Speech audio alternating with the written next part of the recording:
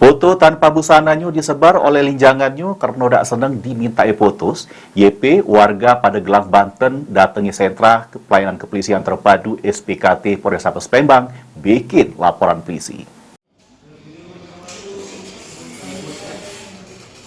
Tak terima nama baiknya sudah dicemarkan oleh terlapor dengan nyebar foto tanpa busana. Korban inisial YP, warga kampung Cibintartok, Pandeglang, datangi sentra pelayanan kepolisian terpadu SPKT Polrestabes Palembang, bikin laporan polisi. Menurut keterangan Yati, bermula pada 17 Oktober 2023, dirinya sama terlapor Satra Hadiwijaya ini yang tak lain linjangannya ribut melalui WA sehingga korban minta putus dengan terlapor.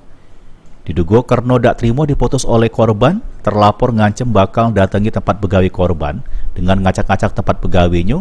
Selain itu, terlapor minta handphone yang dibelikannya untuk dibalik ke. Sesudah handphone dibalik ke, selang beberapa jam, ternyata terlapor ini ngirim foto tanpa busana korban ke grup WA di kampung korban.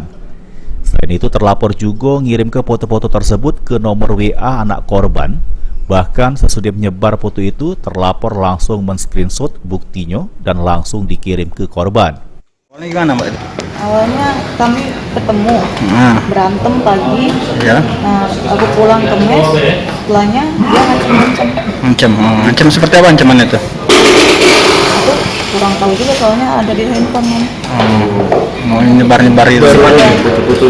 Kalau nyebarin foto itu jam 5. 5. Itu sebar di mana itu, Mbak? Di nomor anak aku sama grup WA.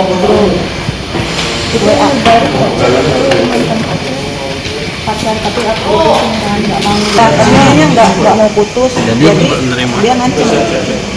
Mbak, katanya mantan pacar itu temperamental, sering memukul ya? Iya, betul.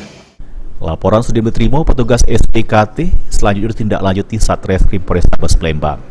Heru Wahyudi, PAL TV.